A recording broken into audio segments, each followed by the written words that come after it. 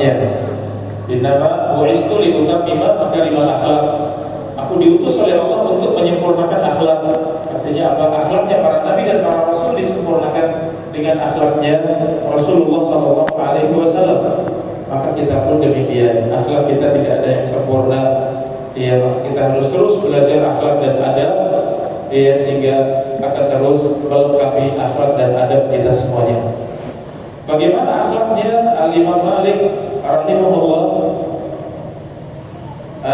Di antara kisahnya yang disebutkan Abdullah Al-Umari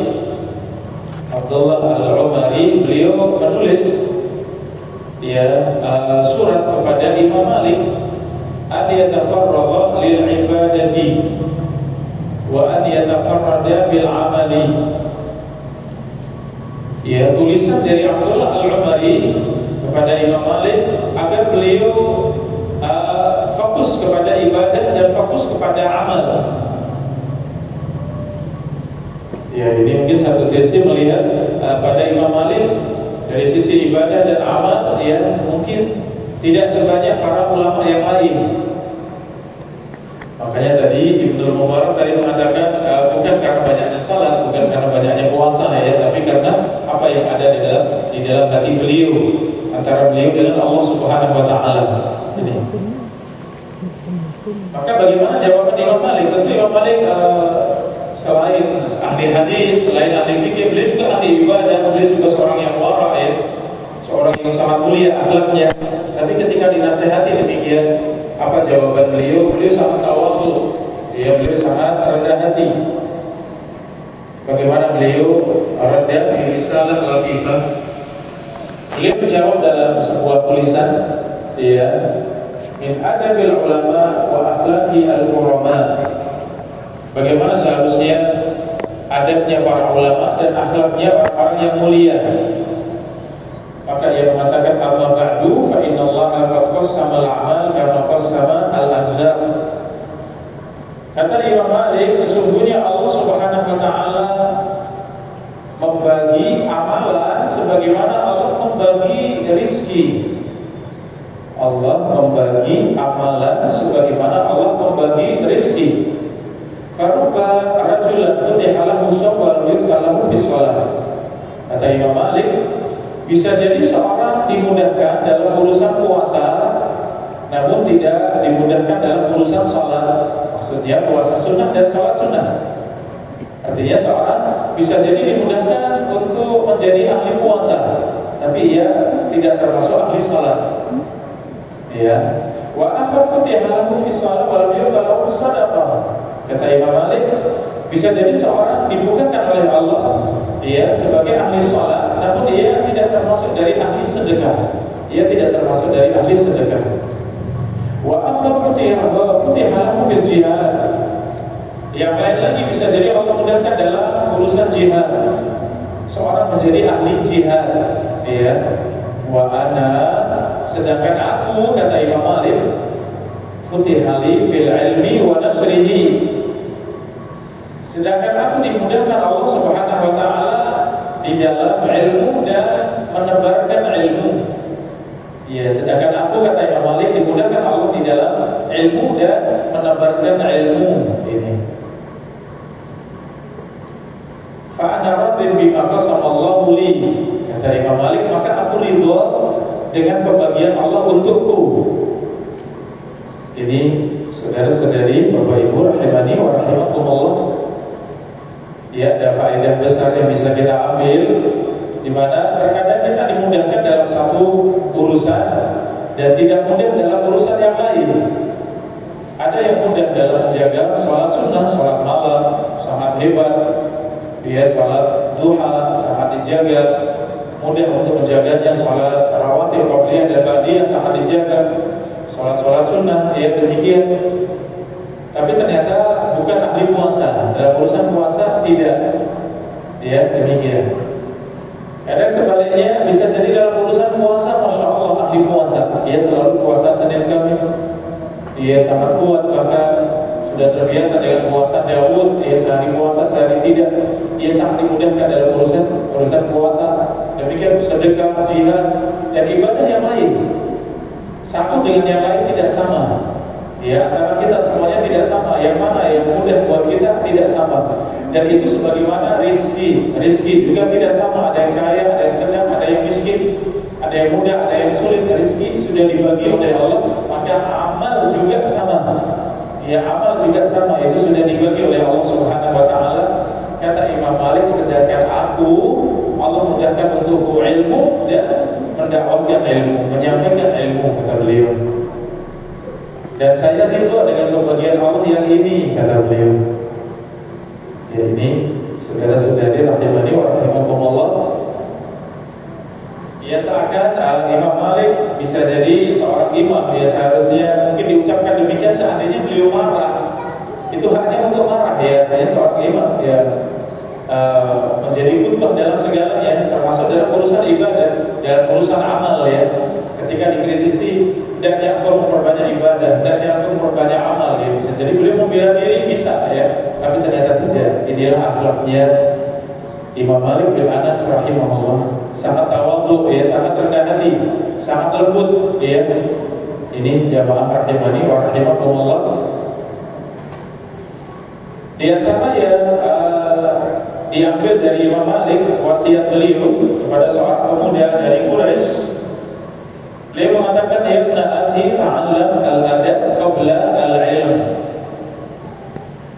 Ya, Imam Malik mengatakan, wahai putra saudaraku, hendaklah engkau belajar adab sebelum belajar ilmu. Belajarlah adab sebelum belajar ilmu. Ini saudara-saudari rahimani wa rahimakumullah, ini sering kita dengar, ya. Ya, kenapa demikian? Karena ilmu saja tanpa adab, ya. Terkadang ilmu akan menjadikan seorang melampaui batas, ilmu akan menjadikan seorang sombong. Ya, banyak ilmu bisa menjadikan seorang merasa dirinya alim, merasa dirinya lebih baik dari yang lain. Ya, ilmu bisa jadi membawa dirinya untuk mengambil tatabur rufas, yaitu mencari-cari yang mudah. Padahal amanah ilmu bukan cari yang mudah, tapi cari yang benar. Ya, kita berilmu itu untuk mencari yang benar, bukan untuk mencari yang mudah. Mudah menurut hawa nafsunya. Kalau syariat Islam semuanya mudah tentunya. Ya, inna dina yusrun, kata Nabi, sesungguhnya agama ini mudah. Ya, memang mudah. Tapi kalau kemudian ada satu urusan, kemudian mencari fatwa banyak para ulama, kemudian diambil yang paling mudah, nah ini tidak boleh. Ambillah yang paling kuat, ambillah yang paling benar, yang paling mendekati kepada Nabi SAW, itu yang diambil. Maka bisa jadi seorang berilmu tanpa memiliki adab, bisa jadi akan terjerumus pada tatabur rufas, akan mencari-cari yang mudah, bukan mencari kebenaran, ya. Ini saudara-saudari rahimani wa rahimakumullah, maka wasiat beliau ta'allam al-adab qabla ilm. Belajarlah adab sebelum belajar ilmu. Saudara-saudari ikhwani wa akhwati fillah rahimani wa rahimakumullah, ini penting, ya, wasiat Imam Malik untuk kita penuhi bersama, ya, agar kita belajar adab sebelum ilmu. Luar biasa pentingnya agar kita menjadi seorang yang beradab, seorang yang berakhlak mulia, ya, bersama dengan kuatnya ilmu kita. Disebutkan di dalam majelisnya Imam Ahmad bin Hanbal, dalam majelisnya yang hadir 5.000 penuntut ilmu hadir di majelisnya, 5.000. Berapa yang belajar ilmu? Yang belajar ilmu 500. Sisanya 4.500 itu duduk dalam rangka belajar adab. Ya, yang benar-benar belajar ilmu, mendengarkan ilmu, ditulis, kemudian disetorkan kepada guru, dibenarkan mana yang salah, kemudian dihafalkan, kemudian terus demikian menjadi ilmu. Ini namanya ilmu. Tapi ternyata kebanyakan yang hadir di majelis belajar apa? Belajar adab. Bagaimana adabnya guru? Ya, bagaimana adabnya seorang alim, seorang yang berilmu. Saudara-saudari rahimani wa rahimakumullah, ini yang sedikit kita tegaskan dalam wasiatnya Imam Malik, bahwa kita harus belajar adab sebelum belajar ilmu.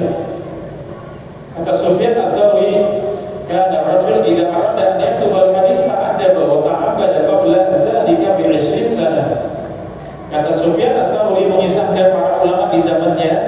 dahulu kami sebelum menulis hadis, kami belajar adab dan kami belajar ibadah 20 tahun sebelumnya. Ya, kata Sufyan Ats-Tsauri, kami dahulu ya sebelum menulis hadis, sebelum menyampaikan ilmu, kami belajar adab dan akhlak 20 tahun sebelumnya. Subhanallah. Ya, bagaimana kita memahami tentang adab, bagaimana memahami tentang akhlak, akhlak itu justru lebih dahulu kita pelajari sebelum ilmu. Artinya ilmu itu menghafalkan ayat, menghafalkan hadis, demikian ini namanya ilmu. Namun adab adalah apa bedanya adab dengan akhlak? Kalau digabungkan adab dan akhlak semua yang ada dalam hati, takut kepada Allah, takwa kepada Allah, iman kepada Allah itu akhlak ya. Adapun adab yang tampak adab dalam majelis ilmu, adab kepada seorang alim, adab kepada guru, adab kepada sahabat teman, adab dalam bermajelis ilmu, adab makan, adab tidur dan seterusnya. Jadi semuanya adab maka kami belajar adab 20 tahun sebelum kami menyampaikan ilmu, sebelum kami belajar ilmu. Abdullah ibn Mubarak mengatakan, nahnu ila kasir minal adab ahwaj ila kasir minal hadis. Kata Ibn Mubarak, kita lebih butuh kepada adab daripada kita butuh kepada ilmu. Kita lebih butuh kepada adab. Kebutuhan kita kepada adab jauh lebih besar daripada kebutuhan kita kepada kebanyakan dari ilmu. Kasir minal hadis atau minal ilm, kebanyakan dari hadis atau kebanyakan dari ilmu di sini maksudnya apa? Ini menegaskan bahwa adab akhlak itu kita utamakan bahkan sebelum ilmu, bahkan sebelum hadis, sebelum kita belajar fikih. Ini saudara-saudari rahimani wa rahimakumullah, yang itu menjadi wasiatnya para ulama kita semuanya. Jamaah rahimani wa rahimakumullah, Ibnu Mubarak juga mengatakan, man ta'awana bil adab uqiba bi hirmani as-sunnah. Barang siapa yang meremehkan adab, maka ia dijauhkan dari sunnah, dijauhkan dari sunnah-sunnah di dalam syariat ini. Ia akan dijauhkan dari banyak kebaikan. Ini barang siapa yang meremehkan adab, subhanallah, ternyata kedudukan adab bahkan sebelum ilmu, sebelum hadis, sebelum kita banyak menghafal di dalam agama kita, memahami di dalam agama kita, justru kebutuhan kita kepada adab jauh lebih besar daripada kebutuhan kita kepada ilmu. Jamaah rahimakumullah, beberapa contoh adab yang itu dipelajari oleh para ulama kita sebelum belajar ilmu. Contohnya ini berkata siapa? Tawus bin Kaisan. Tawus bin Kaisan mengatakan, minas sunnah an yuwaqqara al-alimu. Beliau mengatakan di antara sunnah adalah memuliakan seorang alim. Yuwaqqar, menghormati, memuliakan seorang alim. Ini minas sunnah, di antara adab, di antara sunnah adalah menghormati yang berilmu. Ini tadi yang dimaksudkan, belajarlah adab sebelum belajar ilmu, kata Imam Malik. Bagaimana seorang talib, seorang penuntut ilmu, seorang murid, ia mengambil ilmu dari gurunya, ternyata ia tidak punya adab. Ia tidak beradab kepada gurunya, sehingga ia tidak memuliakan gurunya, ia tidak menghormati gurunya. Ia bersikap, ia berucap, ia ternyata sangat tidak sopan kepada gurunya misalnya. Ini berarti tidak belajar adab. Padahal ia ingin mengambil ilmu dari gurunya, tapi tidak belajar adab. Maka di antara sunnah adalah memuliakan guru. Ini contohnya, jamaah rahimakumullah. Contoh yang lain, asar dari Al-Hasan Al-Basri rahimahullah. Contoh bagaimana mendahulukan adab sebelum ilmu. Al-Hasan Al-Basri meriwayatkan, ru'ya Ibnu Abbas ya'khudhu bi rikabi Ubay bin Ka'ab radhiyallahu anhu.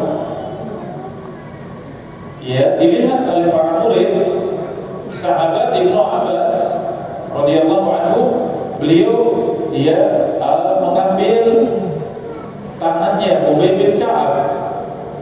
Beliau mengambil tangannya Ubay bin Ka'ab.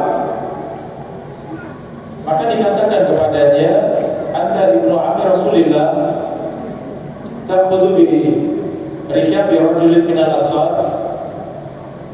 Ibnu Abbas ini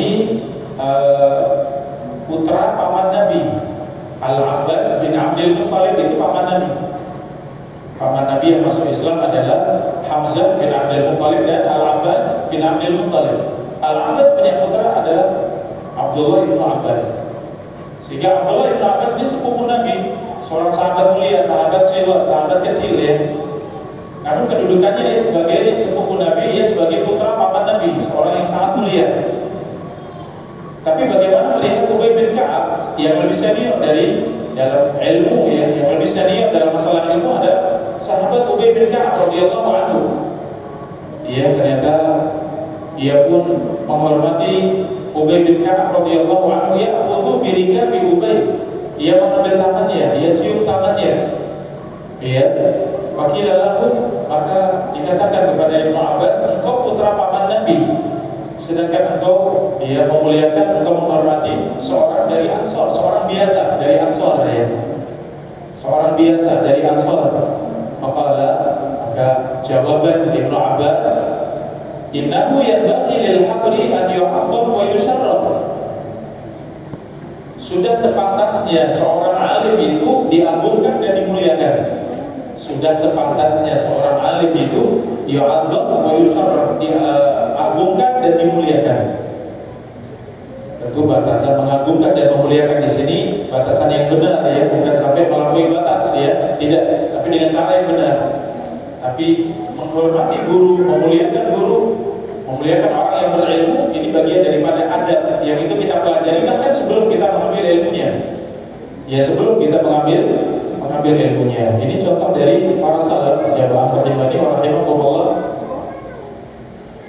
Dan demikian dalam riwayat yang lain, Absada Ibnu Abbas birikabi Zaid bin Thabit, sama yang dikerjakan kepada Ubay bin Ka'ab, Ibnu Abbas juga kerjakan kepada Zaid bin Thabit radhiyallahu anhu. Ini jamaah rahimani wa rahimakumullah. Ketika ditanya kenapa kau demikian, beliau menjawab, inna hakadha nasna'u bil ulama. Kata Abdullah ibnu Abbas, demikian yang kita kerjakan kepada para ulama. Ini yang kita kerjakan kepada para ulama. Subhanallah. Itu tadi yang disebut adab ya Bapak Ibu. Artinya kalau kita mengajarkan kepada anak-anak kita, ya, ajarkan kepada anak-anak muda kita, ya, maka ajarkan agar memuliakan para ulama, memuliakan para guru, memuliakan para orang yang berilmu. Ya, bisa jadi yang ada di sekolah-sekolah kita kadang yang dipelajari ilmu, ya, yang dipelajari ilmu, masya Allah, ilmunya luar biasa. Tapi bagaimana akhlak dan adabnya anak-anak, ya, anak didik, para peserta didik, bagaimana akhlak dan adabnya bisa jadi kurang, ya. Maka ini menjadi perhatian kita semuanya. Karena dalam kehidupan para ulama kita ternyata belajar adab itu sebelum belajar ilmu. Artinya adab didahulukan bahkan sebelum ilmu. Ini jamaah rahimahullah. Maka anak-anak kita, ya, kalau kita sebagai pendidik, sebagai guru, ya, maka perhatikan bahwa mengajari adab dan akhlak itu lebih utama, ya, sebelum mengajarkan ilmu. Bukan berarti ilmu kemudian disisihkan atau disingkirkan, tidak. Tapi harus belajar adab, harus belajar akhlak, ya. Bagaimana menghormati guru, bagaimana memuliakan guru, bagaimana berbicara kepada guru, bagaimana tutur kata kepada guru dan seterusnya. Ini adab, ya, bagaimana beradab sebelum berilmu. Jamaah rahimahumullah, Abdullah bin Abbas tadi juga mengatakan tentang Zaid bin Thabit min ar-rasikhina fil ilmi. Ibnu Abbas yang disifati sebagai ahli tafsir, ya, sebagai ahli tafsir umat ini, ya. Beliau sebagai ahli tafsir, seorang alim. Ibnu Abbas sangat alim dengan Al-Quran, ahli tafsir dari kalangan para sahabat. Segitu alimnya, bagaimana adabnya, dia sangat memuliakan yang lebih tua, yang lebih berilmu darinya. Zaid bin Thabit bin ar-rasikhina fil ilmi. Zaid bin Thabit adalah dari orang-orang yang mendalam ilmunya, kata beliau. Ikhwani wa akhwati fillah rahimakumullah. Ini sedikit contoh yang menyebutkan dari ucapan Imam Malik bin Anas rahimahullah ketika mengatakan, ya akhi ta'allam al-adab qabla al-ilm, wahai putra pamanku, ya wahai putra pamanku, belajarlah adab sebelum belajar ilmu. Bapak Ibu rahimani wa rahimakumullah, selanjutnya bagaimana sifat wara'nya? Sifat wara', ya, wara' itu menjaga diri dari yang haram. Ya, wara', sifat wara' itu sifat menjaga diri dari yang haram. Bagaimana sifat wara'nya Malik bin Anas rahimahullah? Qala Al-Haytham bin Jamil, Haytham bin Jamil mengatakan, sami'tu Malik yus'al fi saman wa arba'in mas'alah fa'ajaba an isnain wa salatin bila adri. Kata Al-Haytham, aku mendengar Imam Malik ditanya 48 permasalahan. Fa'ajaba, dan beliau menjawab dari 48 tadi, 32 pertanyaan beliau jawab dengan la adri, aku tidak tahu. Ini jawaban rahimahullah menunjukkan sifat waraknya Imam Malik, takut untuk salah menjawab, ya, takut salah, ya, karena tidak tahu kemudian kira-kira, tidak boleh. Seorang ditanya kalau tidak tahu, katakanlah adri, tidak tahu, ya, jangan sampai mencoba-coba mereka-reka, mengarang, atau kalau saya seperti ini, kemungkinan seperti ini, jangan. Ya, kalau tahu jawab dengan baik, kalau tidak katakanlah adri, aku tidak tahu. Seorang imam, ini ya, kedudukannya sudah imam dari 4 imam dan Imam Malik ditanya 48 pertanyaan, berapa yang dijawab? Ya, 32-nya dijawab la adri, aku tidak tahu. La adri, ya. Ini ya rahimahumullah, faedah yang bisa kita ambil dari sikapnya Imam Malik, wara', ya. Sifat wara' yang ada pada Imam Malik, bahwa seorang ketika tidak mengetahui hendaknya dia menjaga diri. Dia jangan sampai dia kemudian menjawab dengan sesuatu yang tidak ia ketahui, tidak ia ilmui. Hendaklah ia mengatakan la adri. Sama halnya kalau di zaman kita, ya, saudara-saudari, di zaman kita ada media sosial, ya, kalau kita baca ada tulisan, ada ini, ya, kemudian bagaimana, ya. Kalau kita ingin share kepada yang lain, ya, baca dulu dengan baik, yakin itu benar, silakan disampaikan pada yang lain. Kalau tidak, maka diam, jangan sekedar copy master, ya, kemudian kirim, kita tidak tahu bagaimana isinya. Bisa jadi hadis yang dhaif, bisa jadi hadis yang maudhu, ya, dalam tulisan tersebut. Ini agar kita sangat berhati-hati, karena di zaman kita lisan itu bisa digantikan dengan jari jemari, ya, kita menulis, kita komentar, ya, kita mengirim, yaitu menggantikan posisi lisan kita semuanya. Saudara-saudari rahimani wa rahimakumullah, Abdurrahman bin Mahdi rahimahullah, beliau mengisahkan tentang Imam Malik, seorang dari penduduk Maghrib itu Maroko, ya, Maroko dan sekitarnya. Dulu dinamai Maghrib, ya, Maroko dan sekitarnya, negeri-negeri yang lain tersebut dia Maghrib. Seorang dari Maghrib datang kepada Imam Malik bertanya, dan ternyata Imam Malik menjawab la adri, aku tidak tahu, la adri, aku tidak tahu. Maka yang bertanya tadi mengatakan, ya apabila taqulu la adri, ya, maka orang tadi mengatakan, wahai Abu Abdillah, wahai Imam Malik, engkau mengatakan tidak tahu. Maka Imam Malik menjawab, nah, iya. Faqala rajul, maka orang tadi kemudian mengatakan, Malik najmus sunan, yaqulu la adri. Orang tadi kemudian mengatakan, Imam Malik itu bintangnya sunnah, ya, Imam Malik itu bintangnya sunnah. Ia mengatakan la adri. Kata Imam Malik, na'am, benar. Fa'ablik man wara'aka kana Malik la yadri, maka sampaikan kepada semua orang bahwa Imam Malik tidak tahu. Sampaikan kepada semua orang bahwa Imam Malik tidak tahu. Ini jamaah rahimahumullah, sifat waraknya tadi, ketika tidak yakin dengan ilmu maka jangan sampaikan, belum mengetahui jangan sampaikan, ucapkanlah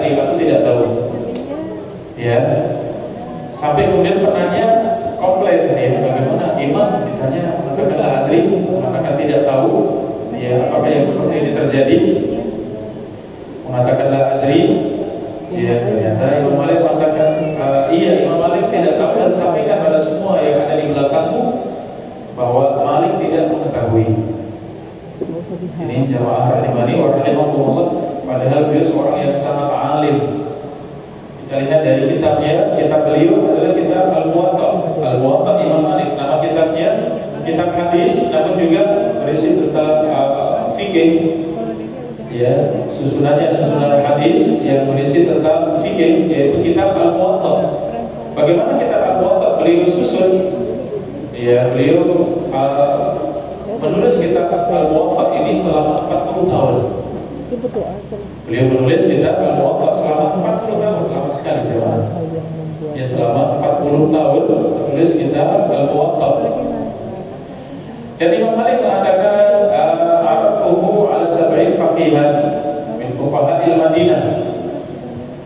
Aku sodorkan kitabku ini kepada 70 alim yang ada di Madinah, 70 faqih yang ada di Madinah, semuanya membaca.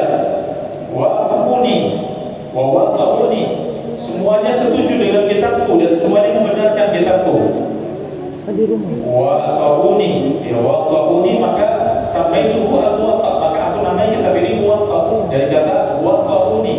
Mereka semuanya sepakat, maka kitab ini aku beri nama Muwatta, yang disepakati. Ya, disepakati, maka kitabnya namanya kitab apa jamaah? Al-Muwatta, ya, karena telah diajukan kepada 70 ulama yang ada di kota Madinah dan semuanya sepakat ya dengan kitab tersebut, maka disebut kitab Al-Muwatta. Jamaah rahimani wa rahimakumullah, Al-Imam Malik rahimahullah, beliau wafat di tahun 179 Hijriah. 179 Hijriah, yang mana beliau sakit, ya, kurang lebih 20 hari sebelum wafatnya. Setelah sakit selama 20 hari tersebut, kemudian beliau meninggal. Dikisahkan bagaimana meninggalnya beliau. Ja'ala yatashahhadu, beliau meninggal dalam keadaan mengucapkan syahadat, asyhadu an la ilaha illallah wa asyhadu anna Muhammadan Rasulullah. Beliau mengatakan lillahil amru min qablu wa min ba'du. Beliau mengucapkan lillahi al-amru min qablu wa min ba'du. Semua urusan milik Allah sebelum dan sesudahnya. Ya, semua urusan itu milik Allah sebelum dan sesudahnya. Jamaah rahimani wa rahimakumullah, ini di antara keadaan para ulama kita, bagaimana meninggalnya mereka. Banyak di antara mereka itu yang meninggal dengan sebab sakit. Dan ini yang dijelaskan para ulama, bahwa antara meninggal mendadak dengan meninggal dimulai dengan sakit, ya, ternyata meninggal dengan sakit itu sebagai permulaan. Ya, meninggal dengan sakit itu sebagai permulaan. Artinya seorang bisa memahami bahwa dirinya sakit, mungkin sakit ini semakin berat, merasa bahwa ya akan dipanggil Allah, ada kesempatannya untuk beristighfar, ya, ada kesempatan untuk bertaubat kepada Allah Subhanahu wa taala. Ya. Demikian Nabi SAW, ya, seminggu sebelum wafatnya Rasulullah sakit, kemudian tidak lama dari itu kemudian meninggal. Di sini Imam Malik 20 hari beliau sakit, kemudian setelah itu meninggal. Ini ya satu yang mulia, ketika seorang meninggal dimulai dengan sakit, bukan sakit yang berkepanjangan tentunya, ya. Sakit ya mengingatkan bahwa seorang mendekati ajalnya, mendekati wafatnya, ada kesempatan untuk beristighfar, bertaubat kembali pada Allah, ya, memperbanyak berzikir kepada Allah, memperbaiki hatinya, ya, seperti itu. Ini jamaah rahimani wa rahimakumullah. Adapun meninggal mendadak, ya, kalau itu terjadi pada seorang muslim, tentu seorang muslim selalu istiqomah, hendaknya selalu istiqomah, sehingga meninggal mendadak pun dalam keadaan baik, dalam keadaan sedang istiqomah. Namun untuk orang-orang kafir atau para pendosa, tentu meninggal mendadak ini sangat berat. Ya, karena tidak ada kesempatan untuk istighfar, tidak ada kesempatan untuk bertaubat pada Allah. Ya, meninggal ya mendadak, sakit jantung misalnya, atau kecelakaan, tabrakan, ya, meninggal mendadak dalam keadaan ya belum sempat untuk beristighfar, belum sempat untuk bertaubat kepada Allah, ya, kemudian meninggal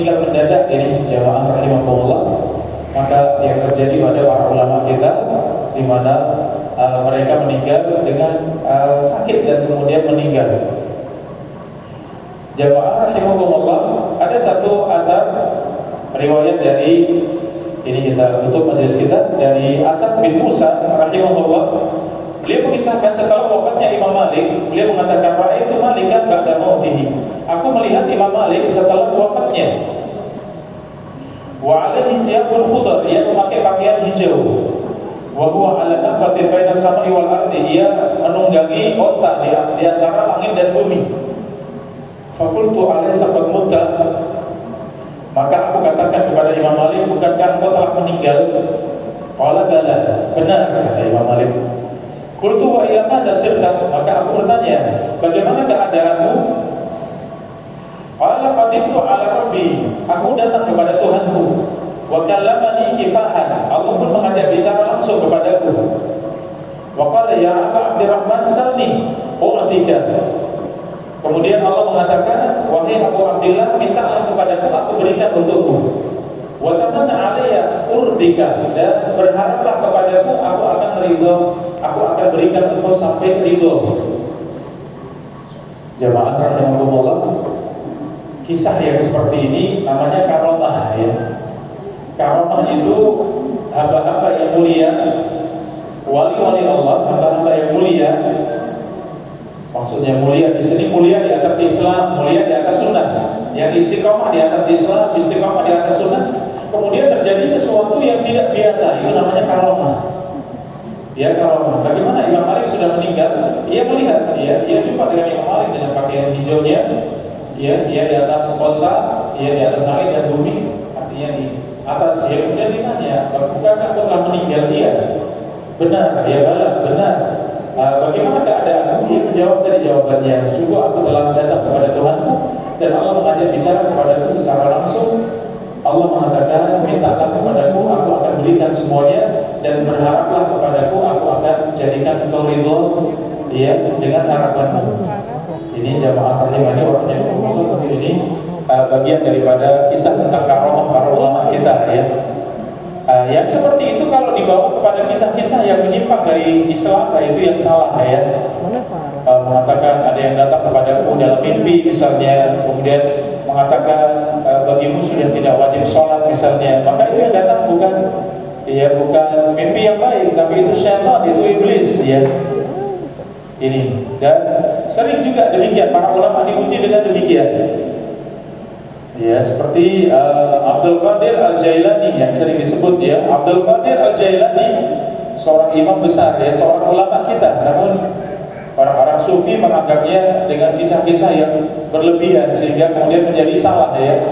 Kalau dirujuk pada yang sebenarnya yang ditulis oleh para ulama, Al-Imam Az-Zahabi dalam Syiar Alam Nubala, kita bisa membacanya, seorang alim, seorang ahli ibadah, seorang sunni, seorang ahli sunnah wal jamaah yang lurus dengan akidahnya.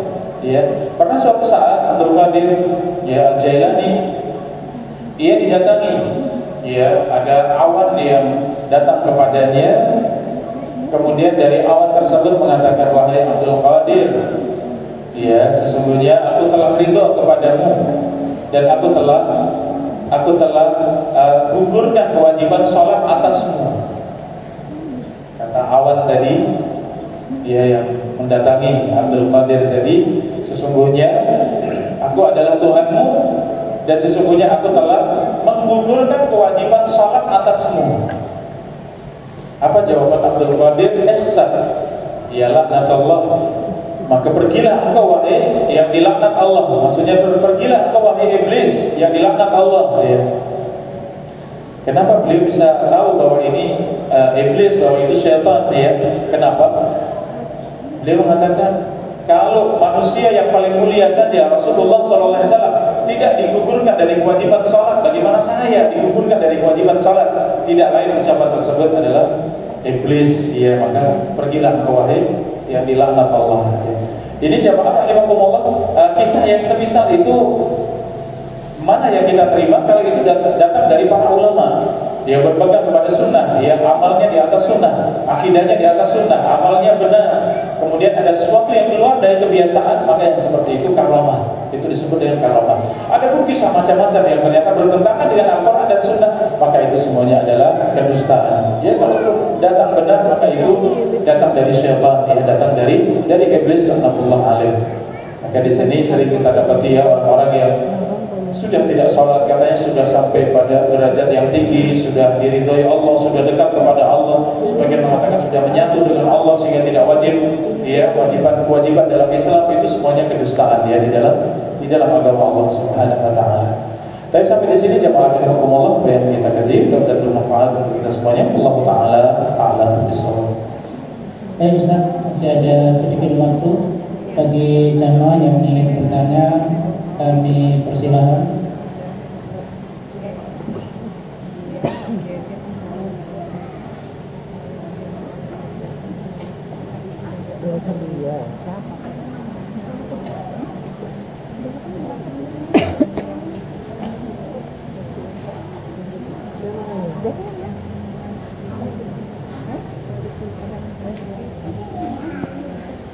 Cek.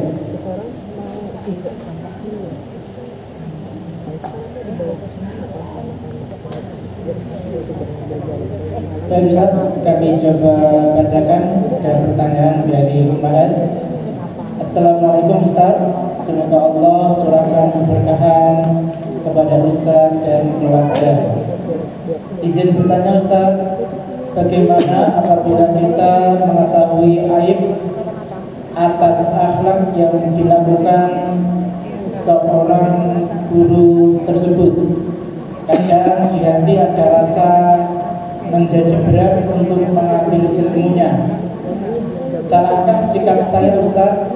Apakah jika kemudian tidak mengambil ilmu dari guru tersebut, saya termasuk buruk dalam beradab terhadap ulama? Jazakumullah khairan. Wa iyyakum jazakumullah khairan. Saudara-saudari jemaah rahimani wa rahimakumullah. Penuntut ilmu tentunya bersabar ya dengan kekurangan guru. Dia bersabar dengan kekurangan guru. Ya, yang mana terkadang seorang guru dia dengan keterbatasannya ada yang salah ya. Namun demikian, apakah kita bisa meninggalkan ilmunya? Jangan. Ambil ilmunya, ya, ambil kebaikannya, sedangkan yang salah tinggalkan. Ya, kalau ada kesempatan untuk menasihati, nasihati dengan cara yang baik. Ya, sampaikan dengan cara yang baik, sampaikan empat mata, sampaikan dengan ya tidak ada orang lain, ya, sehingga tetap menjaga kehormatan guru, ya, nasihati atau ingatkan. Ini bagian daripada kewajiban ad-dinu an-nasihat. Agama ini adalah agama nasihat, agar kita saling menasihati. Dan guru tentunya kita pilih guru yang lurus di atas sunnah. Ya, guru yang lurus di atas sunnah, yang sesuai dengan manhaj ahli sunnah wal jamaah. Itu yang kita angkat sebagai guru, yang kita jadikan sebagai guru. Dia benar-benar berpegang kepada Al-Quran dan sunnah. Dia mengajarkan Al-Quran dan sunnah dengan benar. Ketahuan dari mana? Ketahuan seorang di atas sunnah dari siapa guru-gurunya, siapa murid-muridnya, bagaimana tulisan-tulisannya, bagaimana ceramah-ceramahnya, akan ketahuan siapa seseorang dia, apakah di atas sunnah atau tidak. Kalau sudah di atas sunnah kemudian ada kurangnya satu dua, maka itu yang kita sebagai murid bersabar. Dia bersabar. Kalau bisa nasihati atau sampaikan dia apa catatan kita, apa nasihat kita. Ya, mungkin kita salah paham dan yang lain, ya, kita sampaikan dengan cara yang baik, empat mata, tidak di hadapan yang lain, ya. Tetap ambil ilmunya, tetap muliakan sebagai seorang guru, ya. Demikian Allah Ta'ala a'lam. Satu lagi Ustaz, cobakan sesuai tulisan saja, agak susah ini memahaminya. Assalamualaikum Pak Ustaz, apakah boleh marah, boleh menasihati orang tua saat kita tahu bahwa mereka sudah salah didik anak atau cucu-cucunya? Dan apakah kita boleh menyuruh orang tua untuk ibadah walaupun beliau masih susah untuk melaksanakannya? Baik, saudara-saudari, Bapak Ibu rahimakumullah, ya. Kita tadi berbicara tentang adab, ya. Maka kepada orang tua itu mereka adalah manusia yang paling besar haknya atas kita semuanya. qadha rabbuka alla ta'budu illa iyyah wa bil walidaini ihsana. Dan diwajibkan atas kalian untuk beribadah hanya kepada Allah dan agar berbakti kepada kedua orang tua. Maka ya, akhlak yang mulia kepada kedua orang tua adalah kewajiban yang paling besar pada makhluk ya. Sehingga seandainya orang tua buruk akhlaknya, seandainya orang tua itu salah kepada kita, ya, seandainya orang tua itu kasar, orang tua dianggap tidak adil dan seterusnya, maka kita sebagai anak tetap bersabar. Ya, kewajiban kita kepada orang tua sangat besar. Artinya kesalahan tersebut itu sesuatu yang kecil dibandingkan dengan lautan luas dari kebaikannya yang tidak bisa kita balas. Ya, seorang menggendong ibunya tawaf di Ka'bah. Ya, seorang menggendong ibunya tawaf di Ka'bah. Kemudian ketika jumpa dengan Ibnu Umar, tanya, wahai Ibnu Umar, apakah seperti ini aku sudah bisa membalas ibuku? Seperti ini aku sudah bisa membalas ibuku? Kata Ibnu Umar, wala zafratin min zafaratiha. Ya, aku tidak bisa membalas walaupun hanya satu hentakan ketika ia melahirkanmu. Ya, susah payahnya melahirkanmu satu hentakan saja. Ketika melahirkan engkau, kamu belum bisa membalasnya. Ya, sehingga apa? Tetap orang tua bagaimanapun keadaannya, kita sebagai anak tetap berakhlak mulia, tetap beradab, ya, tetap santun, ya, tetap kita lembut ucapan, ya, tetap baik, membuat orang tua hatinya lapang, ya, memandang kita, mendengarkan ucapan kita, menyaksikan sikap kita, tetap mereka merasa bahagia. Itulah berbakti pada orang tua, ya. Sehingga tadi kalau dulu orang tua mendidik yang salah misalnya, maka sabar, hidayah milik Allah, tidak ada yang bisa memberikan hidayah kecuali Allah. Anda berhadapan dengan orang tua, coba ajak orang tua kepada ilmu, ya, pelan-pelan sampaikan ilmu. Belum bisa beribadah, belum sholat misalnya, pelan-pelan tunjukkan akhlak yang baik sampai orang tua merasa senang dengan kita, ya, merasa dekat dengan kita. Mungkin dengan kedekatan tadi, merasa kita sebagai anak yang baik kepada orang tua, mungkin hatinya akan dibuka oleh Allah. Ya, dibuka oleh Allah sehingga bisa menerima nasihat kita. Ya, diajak untuk sholat. Ya, tidak ada yang lebih baik daripada sholat. Ya, kewajiban yang paling besar seorang hamba adalah sholat kepada Allah. Ya, demikian sampaikan pelan-pelan, ya, dengan cara apa tadi? Tunjukkan akhlak yang mulia sebagai seorang anak. Demikian, Allah Ta'ala bisawab. Jazakumullah khairan kepada Ustaz Muhammad Ramlan atas materi yang disampaikan pada kesempatan pagi ini. Baik Ustaz, sebelum diakhiri mungkin ada yang perlu disampaikan sebagai penutup. Baik, jamaah rahimani wa rahimakumullah. Kita belajar dari kehidupan para imam, ya, Imam Abu Hanifah, dan pagi hari ini kita belajar dari Al-Imam Malik bin Anas rahimahullah. Ya, para ulama kita, dan wasiat-wasiatnya sangat banyak, ya, ujangan-ujangannya sangat banyak. Yang kita bahas tadi hanya sebagian kecil dari yang ada pada Imam Malik bin Anas rahimahullah, ya. Namun yang kecil tadi, yang sedikit tadi, mudah-mudahan bermanfaat untuk kita, ya.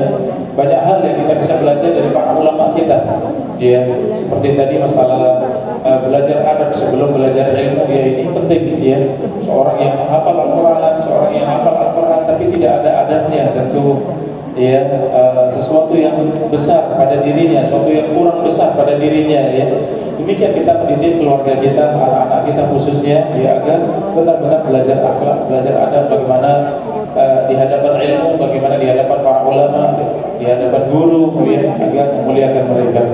Baik, demikian jamaah rahimakumullah yang bisa kita kaji pada kesempatan kali ini. Allah Ta'ala a'lam bishawab.